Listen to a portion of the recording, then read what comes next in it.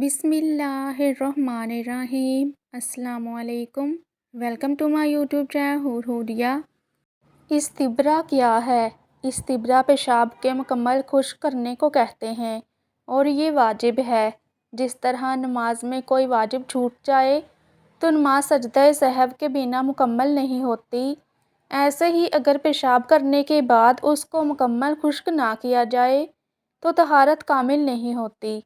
तहारत कामिल नहीं तो वज़ू कामिल नहीं, वज़ू कामिल नहीं तो नमाज नहीं होती।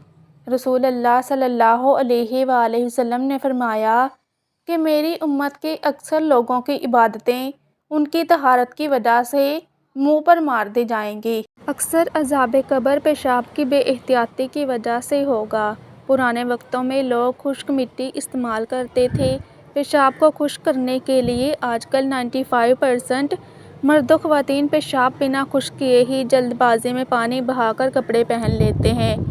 वही नापाक पानी फिर कपड़ों को लगता है।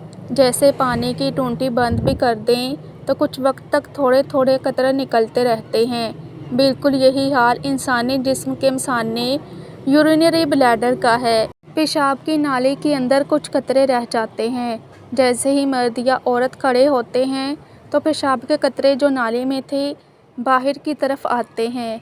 लिहाजा जल्दबाजी ना करें, फ़ौरन खड़े ना हों। इस बात का यकीन कर लें कि आपका मसाना मुकम्मल तौर पर खाली हो चुका है। नाली में फंसे कतरे निकालने के लिए मसनूई तौर पर जानबूझकर खांसी करें, घंघोरा मारें।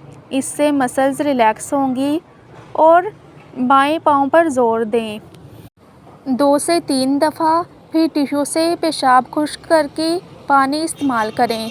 फिर दोबारा टिश्यू इस्तेमाल कर लें तो बेहतर, ना करें तो कोई मज़ायका नहीं। अब जो पानी कपड़े को लगेगा वो नापाक नहीं होगा। हम सब कम वक्त और जल्दबाजी इसी मामले में करते हैं जो बुनियाद है रूह की पाकीज़गी और कल्ब के सुकून की। फिर कहाँ से इबादतों में लज्जत और सुकून आए जब तहारत ही मुकम्मल ना हो। आज के दौर में खुश्क मिट्टी की जगह सॉफ्ट टिश्यू इस्तेमाल किया जा सकता है, लेकिन याद रहे पानी का इस्तेमाल लाजमी है, सिर्फ टिश्यू से खुश्क करना ठीक नहीं। अल्लाह ताला फरमाता है, जिस आयत का तर्जुमा कुछ यूँ है, और अल्लाह खूब पाक होने वालों से मोहब्बत फरमाता है। यही वजह है कि हमारी ख़वातीन, बच्चे, मर्द, औरत सब परेशानियों में मुब्तला हैं। जिन्नात शयातीन के लिए पेशाब की बू और आमेज़िश वाले पानी का एक कतरा भी काफ़ी होता है, जिस पर वो सारा दिन जादू पढ़ पढ़ कर इंसान के कानों में फूंकते हैं और उसकी रूह और दिल को बेकरार रखते हैं। गुस्सा, हसद और बुग़्ज़, इन सब की जड़ कामिल तहारत का ना होना है। आई होप कि आपको मेरी आज की वीडियो अच्छी लगी होगी, तो सदका जारिया समझकर दूसरे लोगों के साथ भी ये वीडियो ज़रूर शेयर कीजिएगा, क्योंकि आपका एक छोटा सा शेयर किसी की पूरी ज़िंदगी बदल सकता है।